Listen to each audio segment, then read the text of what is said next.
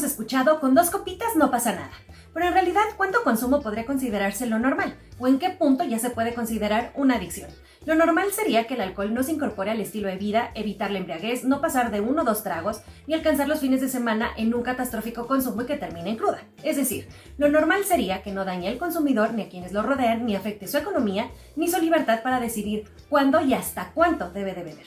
¿Pero tienes dudas o quieres saber más sobre la adicción al alcohol? No te pierdas este Platícame con el doctor Bernardo Ruiz Victoria, especialista en psicología clínica, alcoholismo y otras adicciones. Doctor Bernardo, bienvenido a Platícame, ¿cómo estás? Hola, muy bien. Muchas gracias por invitarme. No, muchas gracias a ti por acompañarme para esta plática donde hablaremos sobre la adicción al alcohol. Y creo que es muy importante hablarlo porque muchas veces se escucha, ¿no? Que dicen, pues solo fueron 2 copitas, pero de pronto es entender esas 2 copitas en qué momento se pueden convertir en un problema, ¿no? En un gran problema. Sí. Entonces, para empezar, quería ver si nos podías platicar qué es el alcoholismo o la adicción al alcohol. Bueno, la adicción en general es cuando una persona depende de una sustancia. En este caso, la adicción al alcohol es cuando una persona depende del alcohol. ¿Y qué quiere decir que depende del alcohol? Pues básicamente que bebe más de lo que le gustaría beber, que bebe más de lo que se propone beber, que pretende un día beber una cerveza o una copa de vino o lo que sea y se acaba tomando 7. Y al día siguiente se levanta lamentando lo que ha hecho el día anterior. Ese tipo de cosas son las que marcan la adicción. De todas maneras, la adicción tiene distintas manifestaciones en distintas personas y distintos grados. Claro. Pero básicamente consiste en eso, en que uno va perdiendo la libertad y va siendo cada vez más dependiente su vida de poder disponer del alcohol o de poder utilizarlo en determinados momentos que siente que lo necesita, ¿no? Claro, claro. ¿El alcoholismo se podría definir como una enfermedad? Bueno, está definido como una enfermedad por todos los organismos dedicados a la salud. Antiguamente se veía esto más como un vicio y todavía hay personas que lo pueden ver así, como algo, digamos, moralmente reprobable. Okay. Y ese no es el enfoque correcto, porque la adicción es un trastorno de conducta que se puede considerar enfermedad, pero también a mí me gustaría puntualizar una cosa. No es una enfermedad como, por ejemplo, la pandemia que estamos pasando ahora en todo el mundo, que es una infección que a uno le entra sin que uno tenga que hacer nada. O sea, que no puedes evitar que te entre si es que te llega el virus y que no depende de tu propio comportamiento el curarte o no curarte de ella. La adicción al alcohol sí depende mucho del comportamiento de la persona.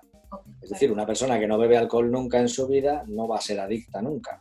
Así es. Una persona que bebe muy moderadamente, y en algún otro momento de la plática podremos precisar eso más, es muy difícil que desarrolle la adicción.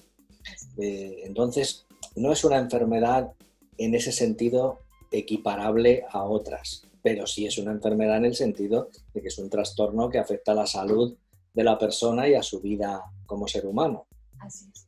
Así es. Y por ejemplo, ¿se puede saber cuál es el origen del alcoholismo, o sea, psicológicamente hablando, qué es lo que provoca en nuestro cerebro? A ver, como si me preguntas por el origen, quiere decir como si hubiera, que es una creencia que mucha gente tiene, que hubiera una especie de predisposición en las personas para desarrollar esa adicción. Y eso no es del todo verdad. Okay. Es decir, las personas, cada uno tenemos una genética y esa genética nos hace tener una respuesta al alcohol diferente. Del mismo modo que si nos ponemos en la playa a tomar el sol, distintas personas, unos reaccionan poniéndose en un color bronceado agradable y bonito y otras personas se queman enseguida, estando las mismas horas al sol, con el consumo de alcohol pasa lo mismo. Bebiendo la misma cantidad, no todas las personas tenemos la misma reacción.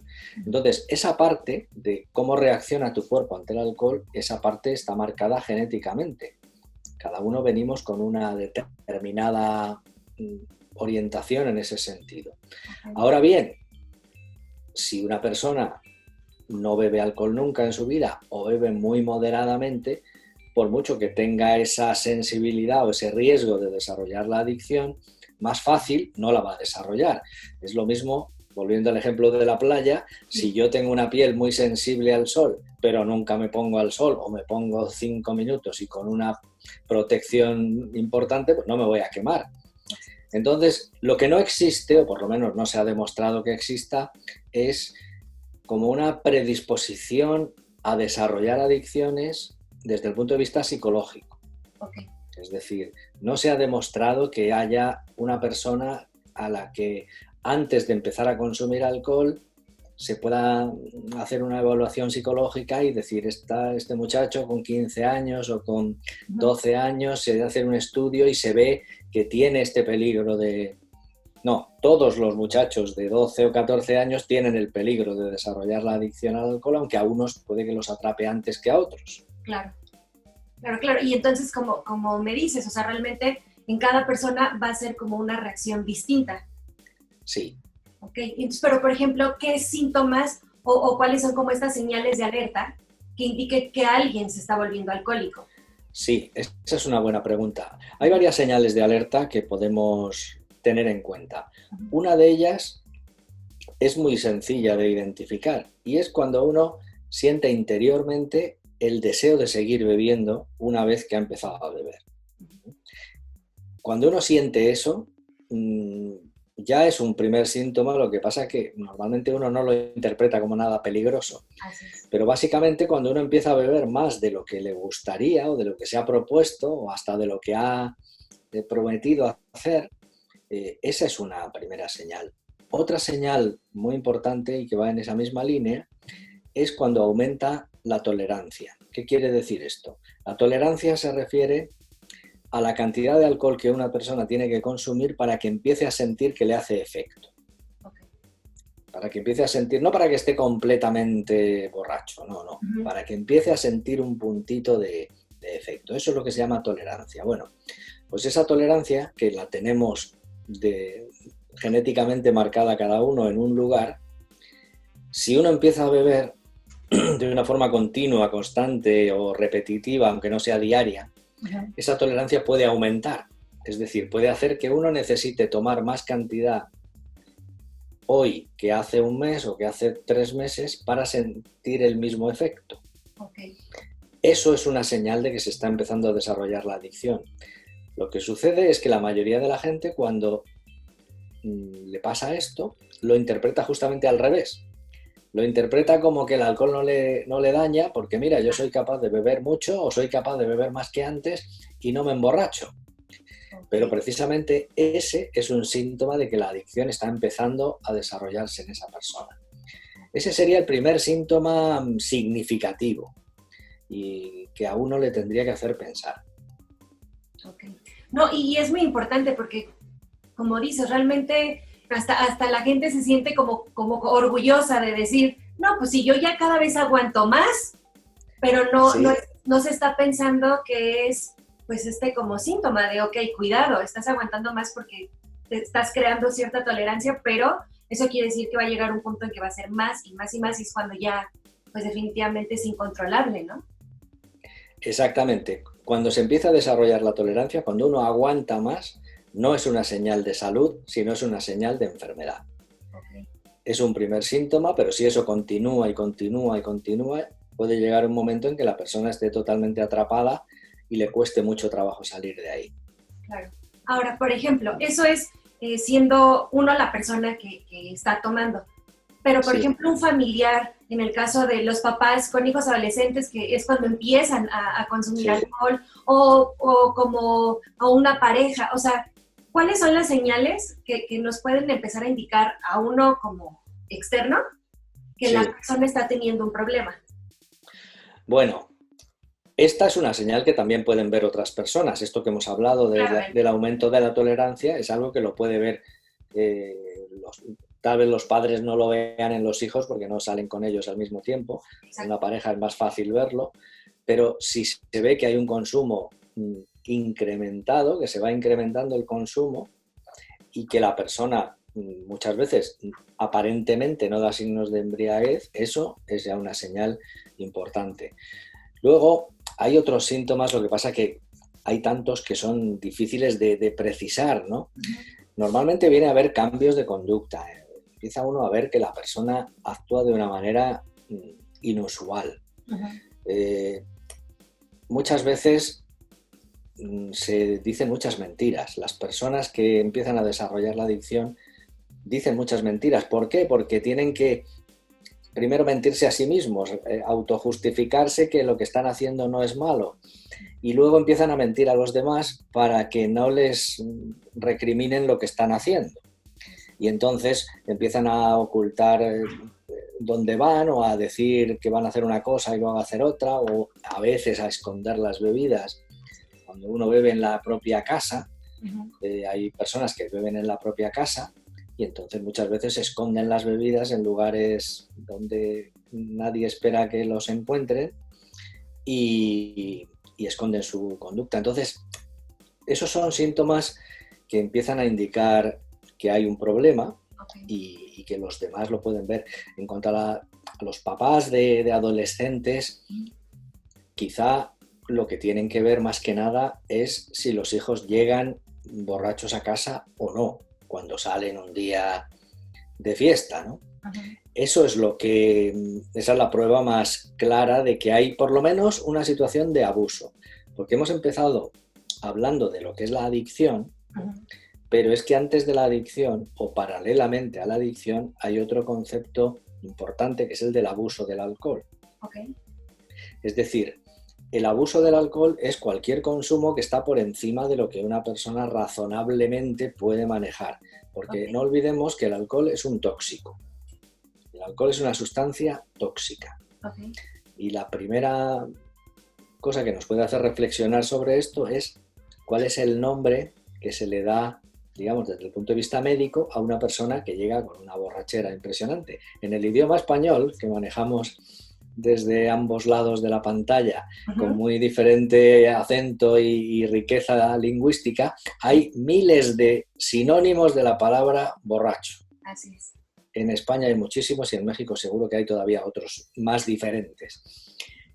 Pero cuando una persona termina en un hospital, en una sala de urgencias, porque se ha emborrachado de una manera salvaje, claro, el médico, ¿qué escribe en el informe médico? No dice este muchacho llegó borracho, ¿qué pone?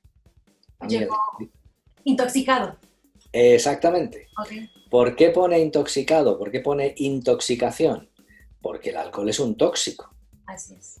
Es decir, si fuera un alimento, no se llamaría intoxicación, se llamaría otra cosa. Esto lo puntualizo porque todavía hay personas que piensan que el alcohol es inocuo, es algo que no es dañino, que puede ser hasta beneficioso para según qué cosas, y no es así, el alcohol siempre es un tóxico. Ahora bien, es un tóxico que el cuerpo puede eliminar, porque nuestro cuerpo está preparado para eliminar el alcohol en muy pequeñas cantidades. Estoy explicando esto para volver a la historia de lo que es el abuso del alcohol, ¿no? El abuso del alcohol es cuando uno bebe más de lo que su cuerpo está preparado para eliminar, que insisto es muy poquito. Entonces, cuando una persona abusa del alcohol, el síntoma más evidente es la embriaguez. Y si estamos hablando de muchachos adolescentes que empiezan a salir o a hacer alguna fiesta en casa de un amigo o lo que sea, ese es el primer síntoma que se puede observar, que los niños o muchachos llegan a la casa y los padres pueden ver que llegan borrachos, que a la mañana siguiente se levantan con lo que aquí en España llamamos resaca, no sé cómo se llama en México, pero... ¿Le dicen cruda? Cruda también, exactamente. Bien, bueno, pues es otro síntoma que tiene muchas palabras diferentes. Entonces, si una persona se levanta con una resaca, una cruda por la mañana, es porque ha abusado del alcohol, es un síntoma evidente. Entonces, esos son señales, si pasa una vez puede ser un accidente, puede ser una equivocación, por decirlo así, uno que ha bebido más de la cuenta sin pretenderlo. Pero si eso se reitera y eso empieza a suceder una vez al mes o una vez cada semana, entonces ya es señal de que aquí hay algo que no funciona. Así es. Y eso son cosas que se pueden observar desde fuera, siendo el padre, siendo la madre, siendo el esposo o la esposa de alguien. Así es. Por ejemplo, también ahorita que decías que pues, realmente lo que el cuerpo, pues, de alguna manera para que se intoxique, pues es una medida pues baja. De hecho, los Sí, alcoholímetros, no sé si en España existen los alcoholímetros, sí, ¿no? por Acá en supuesto. México, así, pues creo que también decían, pues no sé, que con 2 copitas o 2 cervezas uno ya llegaba al límite de lo Sí, que era, de lo que ya se pensaría que es un abuso. sí. Sí, las cantidades que se pueden considerar de bajo riesgo son muy pequeñas. Yo lo puedo explicar ahora brevemente. Imaginémonos que hablamos de cervezas en el tamaño de lo que es una lata de cerveza de 1/3 de litro, que supongo que serán las normales también Sí, sí, sí, sí. en la mayor parte del mundo, ¿no? Bueno, las hay más grandes, pero bueno, hablamos de la de 1/3. Bueno, pues vamos a contar que eso es una unidad, un punto. Bueno, pues una persona que quiera conservar su salud no debería tomar más de 2, 3 máximo en un día. Ok, Y en toda la semana no tomar más de 14. ok. Para que Eso sea quiere decir, como normal. sí, Ok, quiero decir que no puede tomarse 3 toda la semana, todos los días de la semana, porque serían 21. claro. Se puede tomar 1, 2, eventualmente 3, pero no todos los días. Entonces, eso es lo que los distintos estudios que se llevan haciendo en todo el mundo desde hace muchos años consideran consumo que llaman de bajo riesgo. Ni siquiera dicen consumo 100% seguro, pero Claro. con ese consumo, digamos, que sobre todo si va acompañado con la comida Uh-huh. y no se está utilizando como un método para cambiar tu estado de ánimo, es decir, que ese es otro síntoma importante de peligro. Cuando una persona bebe alcohol, aunque sea solamente una cerveza o una lo que sea, aunque sea una cantidad pequeña, pero lo hace porque quiere cambiar su estado de ánimo, porque estoy triste y quiero animarme, porque soy tímido y quiero sentirme más extrovertido, porque estoy un poco apagado y quiero, o porque quiero dormir y quiero usarlo para que me ayude a dormir. Cuando uno utiliza el alcohol buscando el efecto, entonces nunca es consumo moderado, siempre es consumo de riesgo, porque la intención con la que se consume es lo que indica que hay un camino adictivo en marcha. Entonces, resumiendo, el consumo moderado sería 1 o 2 bebidas al día, no todos los días de la semana, Uh-huh. y principalmente acompañado de la comida como parte del ritual de comer. Okay. De esa forma es cuando el alcohol puede ser menos dañino. Okay. No voy a decir beneficioso en ningún caso porque ya he dicho que es un tóxico. Así. Pero ahí puede ser aceptable y hay mucha gente en el mundo que tiene esa costumbre Claro. y que puede mantenerse toda la vida pues, bebiendo algo sin que eso le suponga un problema. De ahí hay otro escalón. Podemos subir un nivel que sería la persona que bebe más que eso, pero a lo mejor no ha desarrollado todavía la adicción y puede estar muchos años en una situación de abuso de alcohol sin llegar a ser adicto. Okay. Pero eso le puede generar problemas de salud principalmente. Suele generar problemas de salud o eventualmente lo que has mencionado antes al hablar de los alcoholímetros, normalmente quien los usa es la policía Uh-huh. y puedes tener un problema si vas conduciendo tu automóvil o tienes un accidente y descubren que estás bajo efectos del alcohol. Así. O los accidentes o las enfermedades producidas por el exceso de alcohol son los síntomas, más que síntomas, son las consecuencias del abuso. Y la adicción también es una de las consecuencias del abuso, porque claro, sin abuso no llega a haber adicción nunca. Así. Y bueno, también aquí un tema, por ejemplo, importante y de lo que de pronto se habla mucho, o sea, como, ¿hay licores que crean más dependencia que otros o todos son iguales? Mira, lo que crea dependencia es el alcohol. El alcohol etílico, que se llama etanol, Uh-huh. químicamente hablando, por eso antes cuando te he preguntado qué pone el médico has dicho intoxicación etílica. Etílica es porque es el etanol el nombre químico del alcohol. A ver, el alcohol de las diferentes bebidas siempre es la misma sustancia química. Te voy a poner otro ejemplo. Imaginémonos que ponemos aquí delante de nosotros 3 vasos con agua y tenemos terroncitos de azúcar, de estos que se ponen en el café, ¿no? Entonces, en un vaso de agua ponemos un terrón de azúcar, en el otro ponemos 3 terrones de azúcar y en el otro ponemos 5 terrones de azúcar. ¿De acuerdo? El sabor será diferente de unos y otros, evidentemente. Ahora, si yo me tomo 5 vasos del que tiene un terrón de azúcar, ¿cuánto azúcar me estoy metiendo en el cuerpo? Si era de 1, pues ya 5, ¿no? 5. Bien, y ahora me tomo un vaso que tiene 5 terrones, ¿cuántos me tomo?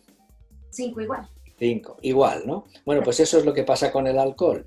Okay. Hay bebidas que tienen más alcohol y otras que tienen menos, pero al final lo que cuenta es la cantidad de gramos de alcohol que te llevas en tu cuerpo. Por poner 2 ejemplos, la cerveza tiene aproximadamente 5% de alcohol y, por ejemplo, el whisky o la ginebra, por ejemplo, o el tequila seguramente tenga más, pero bueno, tienen 40, 50 grados, por ahí, ¿no? Así es. Son 10 veces más. Claro. Si tú bebes 1 litro de cerveza y bebes 1 litro de ginebra, pues 1 litro de ginebra es como 10 litros de cerveza. Así es. Entonces, lo que no es que unas bebidas sean más dañinas que otras, sino que unas bebidas contienen más alcohol que otras. Entonces sí, efectivamente es peor beberse 1 litro de ginebra que beberse 1 litro de cerveza, pero porque tiene mucho más alcohol. Es así de simple, el alcohol es igual de malo en una que en otra. Así es. No, y también el ejemplo que pusiste, pues está súper claro. Mucha gente dice, bueno, pues a lo mejor tomo cerveza porque es lo que menos alcohol tiene, pero si se toman 12, claro. Pues ya resultó lo mismo, ¿no? Claro, eso es lo que yo quería explicar. Hay mucha gente que piensa, no, yo como solo bebo cerveza, sí, pero ¿cuánta? Exacto. Insisto que yo he puesto el ejemplo con la cerveza de que 2 al día ya es casi el límite máximo. 3 puede ser excepcionalmente y a partir de ahí todo es exceso, ya, todo es abuso. Entonces da igual que tomes cerveza, que tomes tequila, o tomes ginebra, o tomes whisky, da igual. Lo que importa es la cantidad de alcohol que finalmente te metes en tu cuerpo. Así es. No, y también algo que también me gustaría, como, aunque digamos que ya no lo dijiste anteriormente, pero también, por ejemplo, mucha duda hay de que dicen, bueno, mi hijo solo toma los fines de semana, o sí, nada más toman cierta cantidad, pero por ejemplo, 5 cervezas, pero ya diario. ¿Eso ya se considera como alcoholismo? A ver, como alcoholismo, a mí es que no me gusta la palabra alcoholismo, lo siento mucho. No me gusta porque, permíteme este pequeño paréntesis, no me gusta porque para la mayoría de la gente le resulta casi como un insulto. Okay. Salvo las personas que pertenecen a grupos como Alcohólicos Anónimos o asociaciones de alcohólicos rehabilitados que lo llevan con naturalidad. Pero para la generalidad de las personas, decir que uno es alcohólico no es lo mismo que decirle que es hipertenso. ¿Sabes? No suena igual. No. Si a ti te dicen que eres hipertensa o que eres diabética, pues no lo vives como un ataque a tu persona, no te enfadas, por eso no te sientes mal. Bueno, no te alegrará tampoco, pero si tú le dices a una amiga tuya que eres una alcohólica, es como que la estás insultando. Así es. Entonces, por eso a mí no me gusta ese término. Okay. Entonces, prefiero hablar de abuso o de adicción, que son términos más neutros en el sentido emocional. Entonces, una persona que se toma 5 cervezas un fin de semana, un día, está abusando del alcohol. Eso es una situación de abuso. Sería adicción si esa persona no puede pasar sin tomarse esas 5 cervezas todos los días o todos los fines de semana, aunque sea el fin de semana. No importa tanto. Hay veces que la adicción no es diaria. Hay personas que tienen asociado el consumo de alcohol a, como decía antes, a sus estados emocionales. Cuando salgo de fiesta, entonces bebo alcohol. Pero claro, empiezo a beber y no soy capaz de parar. Y además, una cosa que sucede con mucha frecuencia es que junto con el alcohol entran otras drogas, muchas veces. sobre todo cuando hablamos de gente más joven y de personas que salen de noche en un ambiente festivo. Entonces, muchas veces el alcohol además lleva a otros tóxicos, con lo cual la situación empeora. Entonces, lo que he dicho antes, todo lo que sea beber más de 2, 3 unidades al día y una suma total de 14 en la semana es abusar. Okay. Si uno toma 5 un día, está en el límite del abuso. Si uno toma 3, 7 días a la semana, también está abusando. Y por supuesto, si uno toma 5 todos los días de la semana, pues está abusando mucho. Eso es así. Ok, perfecto. Sí, no, perdona, que me he quedado... Quería decir algo, pero se me ha ido. No, gracias por aclararlo, porque sí, siempre hay como este cuestionamiento, siempre hay esta duda, ¿no? Pues es que yo nada más me tomaba, es lo que decía en un principio, ¿no? Como esta justificación de, bueno, pues si solo son 2 no pasa nada, pero ok, si ya son 2 diarias o 2 que definitivamente uno ya no puede controlar ese consumo, es cuando ya se volvió el problema. Claro, esa falta de control, esa es la mayor evidencia de que hay adicción, la falta de control. Cuando uno se justifica es porque tiene falta de control. Porque, mira, otro ejemplo que yo pongo muchas veces a mis pacientes. Si a ti el médico te dice que no comas chocolate porque tienes una alergia o porque te sienta mal para cualquier cosa, por mucho que te guste el chocolate, seguramente seas capaz de dejarlo a un lado. Y en el peor de los casos, pues pasarás un poco de pena por no tomarlo, pero no te inventarás una excusa para decirle, no, pero es que solo voy a tomar un poquito, ¿no? Y seguir. No empiezas a justificarte ante los demás, ¿no? Cuando uno se justifica es porque en el fondo sabe que está haciendo algo que no es bueno, que no es correcto, que no es saludable. Y esa es una de los síntomas también de que la persona está luchando. Yo siempre digo que la persona adicta tiene una lucha interior, tiene una guerra consigo mismo. Y esa guerra consigo mismo se manifiesta en estas cosas, en la justificación, en la mentira, en la excusa permanente. Es que he tenido un día muy malo o es que me ha pasado esta cosa, o es que me ha pasado esta otra, o es que me siento muy mal. Siempre encuentra uno justificaciones para beber. Y eso no te pasa con las zanahorias, ni con las manzanas, ni con la leche, ni con ningún alimento que por mucho que te guste, no. Si quieres te lo comes y si no, no te lo comes, pero no estás buscando justificaciones para decir que te lo estás comiendo porque no sé qué. Y eso pasa mucho con el alcohol. Y es uno de los síntomas del autoengaño en el que vive la persona cuando está atrapada por él o cuando está empezando a estar atrapada. Claro. Claro. Y por ejemplo, cuando ya identificamos, digamos que ya esta adicción o este problema, ¿cómo ayudamos a una persona? O sea, ¿cómo la podemos ayudar o convencer que en su vida ya se volvió un problema el alcohol y que necesita ayuda? Bueno, eso depende mucho de qué tipo de relación tienes con esa persona. No es lo mismo que sea tu pareja, que sea tu padre o que sea tu hijo, ¿no? O que sea un amigo o que sea un compañero de trabajo, ¿no? Depende del grado de relación que tienes con esa persona, se puede plantear las cosas de una manera o de otra. Entonces, eso hay que verlo individualmente. Lo que hay que hacer principalmente es decir la verdad y decirle a la persona lo que tú ves que le está pasando. Sin que sea un juicio, moral, o sin que lo parezca, pero sí decirle la verdad. Decirle, mira, yo estoy viendo que estás bebiendo mucho. Creo que estás pasándote en lo que bebes, o que ayer dijiste que no ibas a beber y has bebido. Te está pasando esto con mucha frecuencia. O sea, devolverle, hacer como un espejo con cariño, con amor, con buenas palabras, pero con firmeza, diciendo la verdad. Porque uno de los errores en los que caen muchas veces las personas es pensar que, bueno, que si lo dejamos correr ya se le pasará, ¿no? Y eso es muy peligroso, porque hay veces que se puede pasar, pero hay otras veces que no, que lo que hace el problema es empeorar. Entonces, si tú quieres ayudar a una persona, tienes que ir con la verdad por delante, porque la mentira es mal camino para este y para casi todo en la vida. Claro. Entonces, decirle la verdad de lo que tú ves que le está pasando a la otra persona, eso, y de cómo te está afectando a ti. Por eso depende de un poco cuál es la relación. Si es tu pareja, si es tu marido, si es tu esposa, lo que tienes es que ser muy claro y decirle, mira, yo estoy sufriendo mucho, para mí esto es una situación inaceptable. Y a veces hay que poner sobre la mesa, decir, mira, esto es casi una infidelidad, o tú, o la botella, o yo, elige, ¿no? Y a veces hay que ponerse en esos términos, pero claro, también hay una cosa muy importante que decir. Cuando una persona está atrapada en el alcohol, precisamente por eso no es capaz de dejarlo fácilmente.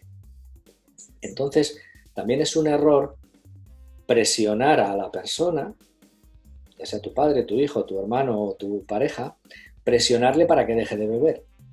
Lo que hay que presionarle o lo que hay que empujarle o lo que hay que animarle es para que se ponga en manos de un profesional que le ayude a salir de ahí. Es decir, volvemos al enfoque de la enfermedad. Es decir, si esto es una enfermedad, si tú detectas que una persona cercana a ti tiene síntomas de una enfermedad, lo que le tienes que animar es a que vaya a visitar a un especialista. En este caso, pues puede ser un psicólogo clínico como yo, puede ser un médico, hay distintas alternativas, pero hay que dar un paso de ponerse en manos de un profesional, porque si lo que hacemos es a una persona adicta presionarle para que deje de beber, la mayoría de las veces lo que sucede es que la situación empeora porque la persona lo que hace es entrar en la clandestinidad. Claro. Y empezar a ocultarse más todavía, a esconderse, a buscar la forma de que tú no te des cuenta de lo que hace, con lo cual el problema empeora y en lugar de ayudarle, le estamos llevando todavía a una situación peor. Claro.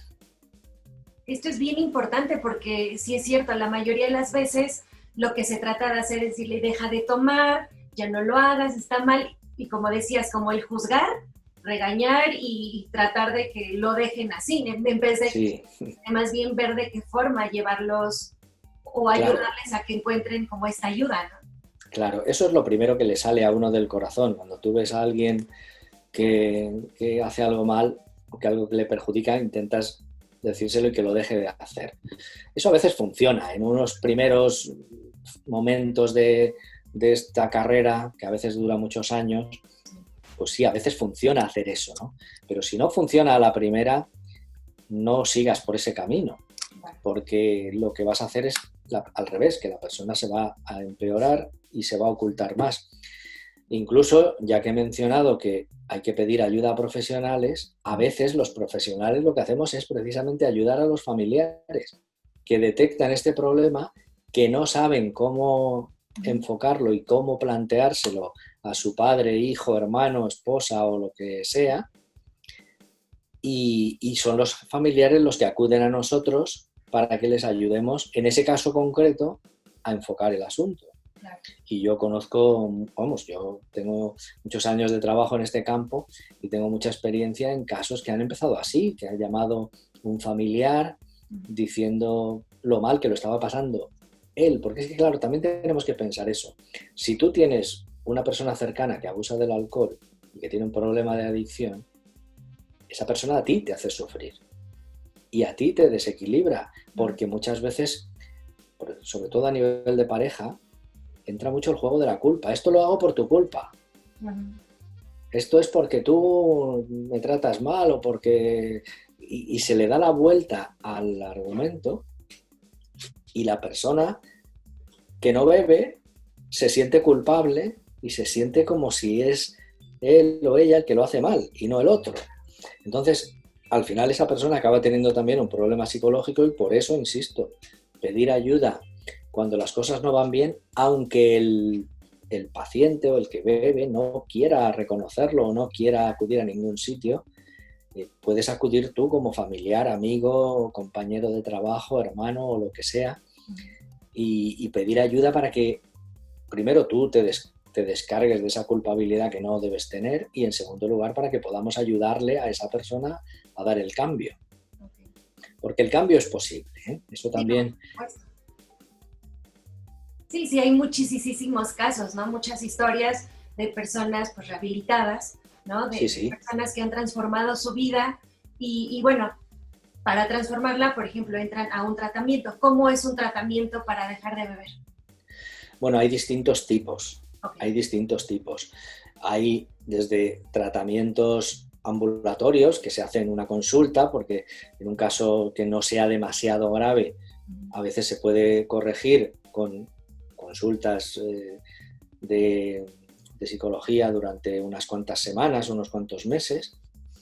Hay veces que hace falta un tratamiento que se llama desintoxicación, Ok. que es cuando a una persona hay que ingresarla en un hospital durante unos días porque tiene una intoxicación tan fuerte que necesita reequilibrar su cuerpo, ¿no?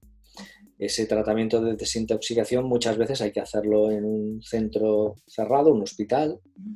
Otras veces se puede hacer en casa teniendo un control importante y con la ayuda de algunas medicaciones.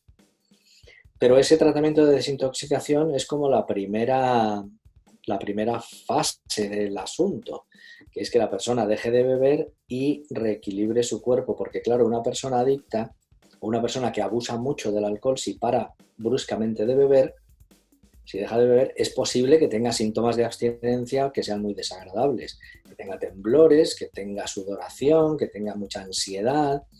Entonces, tampoco es bueno tener esos síntomas sin ningún control, porque eso a veces se le hace insoportable a la persona y vuelve a beber para paliar esos síntomas y volver a empezar, ¿no? Entonces, esos tratamientos de desintoxicación a veces hay que hacerlos en un medio hospitalario, otras veces se pueden hacer, pero siempre de la mano de un profesional. A veces se pueden hacer en casa. Y luego, la parte más importante desde mi punto de vista como psicólogo es lo que se llama el tratamiento de deshabituación. Okay. Deshabituación porque consiste en romper un hábito que se ha creado.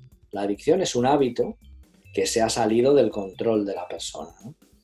Entonces, recomponer eso ya es un tratamiento distinto, más largo, en cierto modo, que no termina nunca, porque toda la vida tienes que estar, en cierto modo, pendiente de este problema, porque siempre va a estar ahí.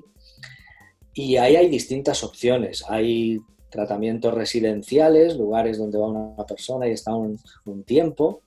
Hay tratamientos más largos, más cortos. Yo tengo uno particularmente que he desarrollado en mi carrera profesional, que se llama Programa Victoria, y que tengo un libro escrito sobre el tema que te invito a que lo conozcas y lo hagas conocer a nuestros televidentes, Sí, lo haremos. donde explico los detalles de cómo es ese programa Victoria que yo he desarrollado, pero hay distintas opciones y también cada persona, no todos los tratamientos son válidos para todo el mundo. Okay. Entonces hay que conocer al paciente, ver sus circunstancias, su edad, su situación familiar, su situación de trabajo, para que enfocarle hacia qué tipo de terapia es la que mejor le va a ir. Claro, claro, y esto es bien importante que se comente porque también hay como muchos mitos al respecto a eso, ¿no? Toda la gente piensa que igual un tratamiento va a ser de meter a una persona a un centro, ¿no? Para lo que ahorita explicabas, ¿no? De la desintoxicación, pero igual no para todas las personas va a funcionar lo mismo. Entonces, sí es importante que el profesional pues, realmente diga qué es lo que va a necesitar esta persona en específico. Claro, y también hay que decir que tiene que ser un profesional especializado en adicciones, porque no cualquier médico ni cualquier psicólogo está preparado o está acostumbrado a trabajar en esto.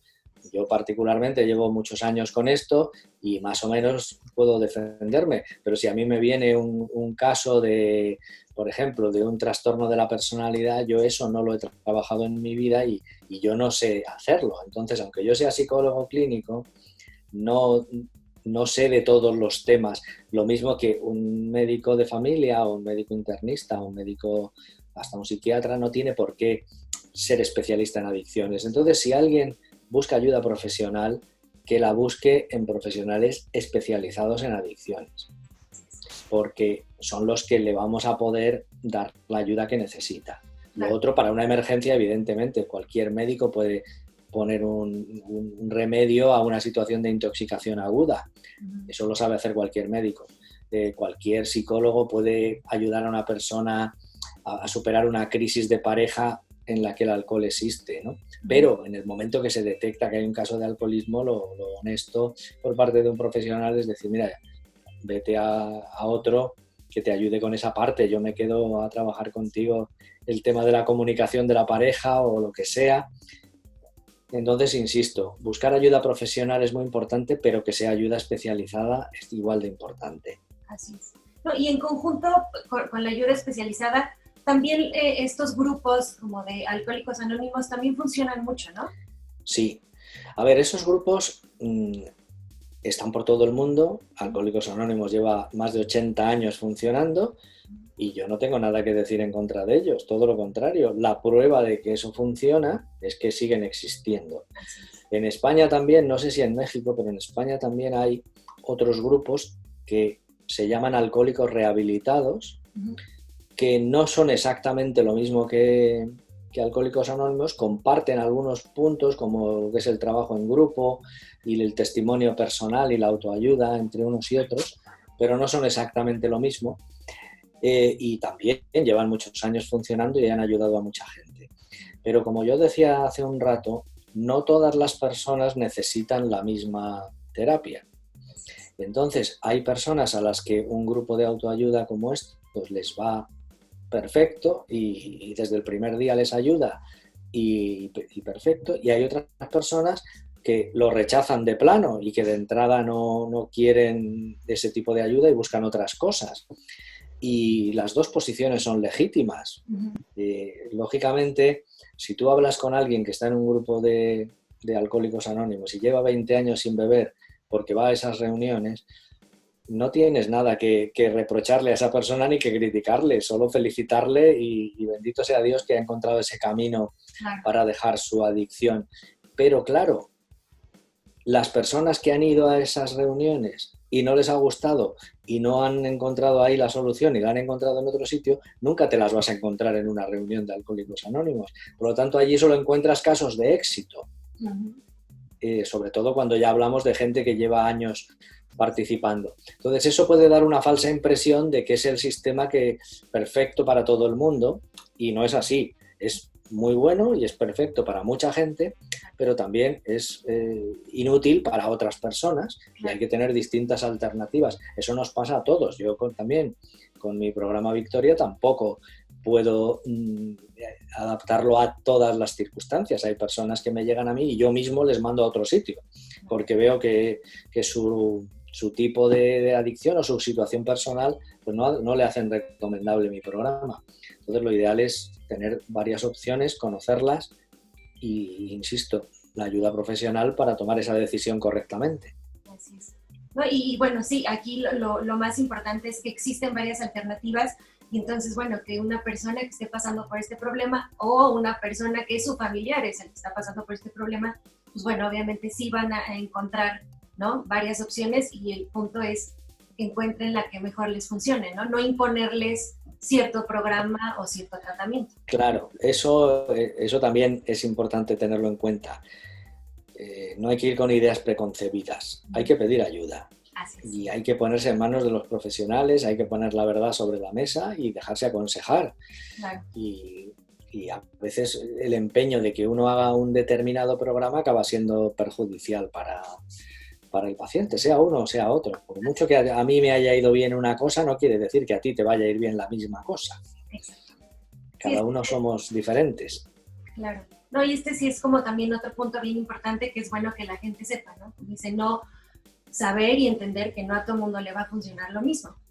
Claro, porque no todos somos iguales en ningún aspecto de la vida, gracias a Dios, todos somos diferentes, únicos, irrepetibles, y aunque tengamos problemas parecidos o pasemos por situaciones parecidas, incluso desde el punto de vista médico, ya físico, dos personas con la misma enfermedad no necesitan a veces el mismo tratamiento exactamente o no responden de la misma forma. Ahora, una pregunta ya casi, digamos, para terminar la plática, que también me pareció muy importante y que lo vi justo en un chat de su programa Victoria, sí. Era una persona rehabilitada puede volver como a tomar de manera moderada sin caer en la adicción, ¿o? ¿O no? Ay, esa es la pregunta. Para mí eso es una pregunta trampa. Lo digo con Ok. cariño porque no es que tú me quieras hacer una trampa a mí, pero es una pregunta trampa porque cuando uno se hace esa pregunta, normalmente es que cuando todavía no se ha decidido a dejar de beber y está pensando si algún día podrá volver a hacerlo. Entonces, por eso es una pregunta trampa, porque a veces uno pensar que va a dejar de beber para toda la vida le parece como una condena en lugar de una liberación, que es lo que es en realidad. A ver, siendo claros, es muy difícil que una persona que ha tenido una historia de adicción pueda en un futuro beber moderadamente. Es extremadamente difícil. Yo no voy a decir que sea imposible, porque puede que haya alguna persona que lo consigue, pero siempre es poner en riesgo un bienestar que has conseguido. Las personas, yo ahora mismo estoy pensando en una persona que tengo en mi consulta ahora mismo, que hace más de 20 años hizo la terapia conmigo, dejó de beber, ha estado más de 20 años sin beber y ahora, por circunstancias X de su vida, está empezando a beber moderadamente, o y eso me cuenta, ¿no? Ujú. A ver, esta persona tiene ya bastante edad, porque ahora han pasado muchos años ya sin beber. Yo veo que hay muchas posibilidades de que esta persona acabe teniendo una recaída. Afortunadamente está viniendo a verme periódicamente y estamos intentando controlar la situación antes de que se descontrole del todo. Pero para mí me parece un riesgo innecesario. Esta persona estaría mejor sin beber porque ha estado muy bien durante 20 años y no tiene ninguna necesidad de poner otra vez su vida en riesgo y de crear preocupación a sus familiares que le ven hacerlo, etc. Entonces, yo no soy adivino. Yo no sé si una persona en un futuro podría a lo mejor conseguir beber moderadamente, pero lo que sí creo que es una insensatez y que cuando tú te liberas de una dependencia que te ha generado mucho malestar en tu vida, que ha generado daños a tu familia, a tus alrededor, a tu economía, que tal vez has perdido el empleo, que tal vez has tenido un accidente y has podido causar daños a terceras personas, mil cosas que han podido pasar y tú te liberas de todo eso porque dejas de beber, porque empiezas a sentirte bien y pasa un año, 5, 10, 15 años, estás bien, ¿qué necesidad tienes de poner en riesgo todo eso por el supuesto placer de tomarte una copa el día de fin de año? Yo sinceramente no lo veo, pero si la pregunta es si eso es posible, pues yo no me atrevo a decir que sea imposible, pero desde luego no animo a nadie a que lo haga, a nadie, en absoluto. Claro, no, y yo la quise hacer porque, como te comento, vi la pregunta y me parece muy Sí, interesante porque también muchas veces puede pasar que también por presión social de pronto, ¿no? Que le digan, ay, bueno, sí, ya pasó mucho tiempo y no te va a pasar nada si te tomas una. sí, O también ahorita hay que, no sé si tú sepas sobre esto, de estas como cervezas que le llaman sin alcohol, pero en sí. realidad pues sí saben alcohol, yo no sé si tengan o no tengan, pero mucha gente puede decir, bueno, pues me tomo la cerveza sin alcohol y como que Sí, parece que socialmente hablando bueno, vivo, pero no, ¿no? bueno, ahí vamos a los dos temas. Primero te voy a poner un ejemplo, volviendo a la pregunta anterior, de si uno puede. Mira, yo muchas veces comparo la adicción con el tema de la vista, ¿no? Si tú tienes necesidad de usar gafas o lentillas para ver bien, vamos a suponer una persona que tiene una miopía, necesita ponerse sus gafas por la mañana para moverse por su casa y para hacer su vida normal. Esa persona, con las gafas bien graduadas, ve perfectamente. No tiene ningún problema visual en la práctica porque va con su corrección puesta. Yo no conozco a nadie que se le haya ocurrido decir un día, como llevo 20 años poniéndome las gafas todas las mañanas y ya veo bien, pues hoy no me las voy a poner porque voy a ver bien, ¿no? Eso no se le ocurre a nadie, ¿verdad? Sí, no. Bueno, pues en el caso del alcohol, digamos que llevar gafas es el equivalente a no beber. Si tú no bebes, estás bien, eres una persona normal.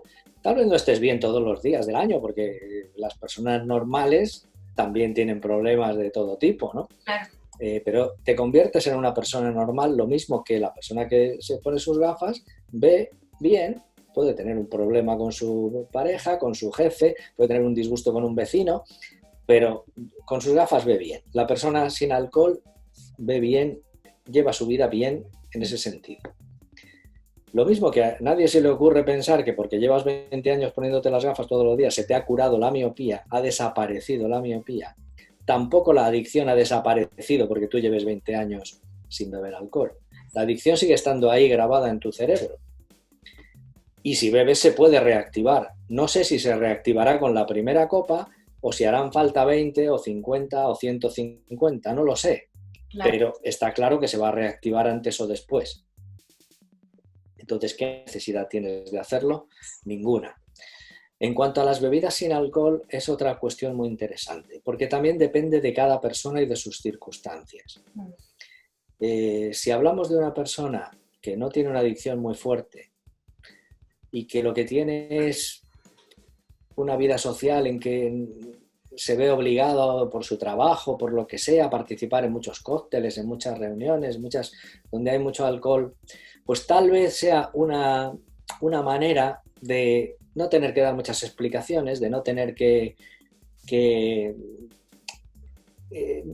hacer algo extraño y tomarse una cerveza sin alcohol. Las cervezas sin alcohol normalmente tienen, por lo menos en España hay unas que ponen 0,0, esos no tienen alcohol ninguno. Eso es exactamente igual que si tomas un vaso de agua en cuanto a alcohol, no tienen alcohol. Pero si es una persona que está tomándose esa cerveza sin alcohol porque está añorando mentalmente la cerveza que se tomaba cuando tenía su adicción y está de alguna forma buscando un sustitutivo psicológico a esa bebida, eso sí que es peligroso. Okay. Porque puede llevarle, no se termina de desconectar, ¿no? Yo por eso tengo pacientes que no eran bebedores de cerveza, que han dejado el alcohol, tal vez bebían otras cosas, bebían mucho, tenían serios problemas, han venido a hacer el programa Victoria, han dejado de beber y pueden tomar ocasionalmente una cerveza sin alcohol sin que les recuerde ningún problema porque no eran bebedores de cerveza. Okay. Entonces no tienen asociada la cerveza con sus problemas. Okay. En cambio, una persona que sí que tenía la cerveza como bebida principal o habitual en su vida, no le conviene, o yo por lo menos no le recomiendo que utilice la cerveza sin alcohol. ¿Por qué? Porque no se distancia mentalmente es la misma forma, el mismo color, casi el mismo sabor, toda la parafernalia es la misma, entonces mentalmente no te acabas de desconectar o es más difícil. Pero objetivamente no hay alcohol en ellas, por lo tanto, por esa parte se podrían consumir sin riesgo. Entonces, insisto, otra vez es un caso individual y creo que cada persona lo tiene que reflexionar y en todo caso asesorarse por sus terapeutas para decidir una cosa o la otra. Okay. Perfecto. Sí, también era como justo pues las dos preguntas con las que quería terminar, ¿no? Ya pensando en una persona rehabilitada y como dices, ¿no? Ya también se tendría que valorar dependiendo del problema, ¿no? Y también el por qué lo quieren hacer, ¿no? Porque... Claro, pero mira, yo siempre digo, una persona rehabilitada, si tú estás bien sin beber, si tú estás bien así, si has recuperado tu vida, tu libertad, tu bienestar, tu familia, tu trabajo, tu salud, si lo has recuperado todo eso gracias a que llevas tiempo sin beber, ¿qué necesidad tienes de poner todo eso en riesgo bebiendo de nuevo? Aunque teóricamente te lo pudieras permitir, ¿qué necesidad tienes de poner eso en riesgo? Es un poco como jugar a la ruleta rusa. Lo más probable es que acabes teniendo problemas de nuevo. ¿Para qué? Entonces yo prefiero razonarlo así más que plantearle una prohibición. Claro. Porque los humanos somos de una condición de que cuando te prohíben algo, lo primero que piensas es cómo te saltas la norma, ¿no? Entonces no me gustan las prohibiciones en ese sentido, sino me gusta más el razonamiento y la lógica y el darle argumentos a la persona para que se defienda de sus propias tentaciones. Claro. Qué bueno saberlo y yo espero que esta plática pues le llegue a todas las personas posibles y que se les pueda ayudar si es que están en un momento en que ya están como cayendo en esta adicción o si también ya están digamos que en esta parte de la rehabilitación y entonces ver que pueden continuar una vida pues realmente plena y saludable, ¿no? Sin tener que volver a regresar pues a estos hábitos, ¿no? La vida sin alcohol, para la gente que ha estado metida en el laberinto de la adicción y sufriendo a través de ella, la vida sin alcohol es una liberación, es una alegría, es una fuente de satisfacción y de bienestar. Entonces, yo animo a todo el mundo que nos pueda estar viendo, que tenga un familiar cercano o que lo tenga en su propio cuerpo este problema, que dé un paso adelante, que busque ayuda, que se ponga en manos de profesionales y que encuentre la solución y se quite este lastre de su vida, que su vida será mucho más hermosa y mucho más saludable sin alcohol. Así es. Y doctor, bueno, tú estás en España. ¿Hay consultas en línea para los que están aquí en México o cualquier otra parte del mundo? Sí. Yo hago videoconsultas. Lo mismo que estoy hablando aquí contigo a través de esta plataforma, pues se puede hacer una videoconsulta. El único problema que tenemos con México, con otros países de América, es el horario, que nos tenemos que adaptar. Para ti es una hora, para mí es otra, pero bueno, ese es un problema fácil de solucionar. Sí, se puede hacer atención a distancia y yo me brindo desde aquí a todo el que quiera consultarme para ayudarle con sus temas. ¿Dónde te pueden buscar? Pues me pueden buscar, tengo una página web que se llama programavictoria.com, tengo una página de Facebook que es Bernardo Ruiz Victoria, no me acuerdo exactamente todo el nombre del Facebook, pero tengo una página y ahí tengo un número de WhatsApp que también me pueden conectar, con lo que, bueno, hoy día la tecnología nos permite estar cerca desde cualquier lugar del mundo. Perfecto. No, pues doctor, te agradezco muchísimo toda esta plática, toda esta explicación y pues espero que lo que te decía hace un momento, que a mucha gente le podamos ayudar, aunque sea una, que le llegue esta plática y este mensaje. Y pues nuevamente te agradezco tu tiempo y bueno, pues el que nos hayamos podido conectar, aunque estemos del otro lado del mundo. Muchas gracias. Yo también te lo agradezco y ha sido un placer tener esta charla contigo. Muchísimas gracias. Un abrazo y pues le mando muchos saludos. Te mando muchos saludos. Adiós. Gracias. Bye.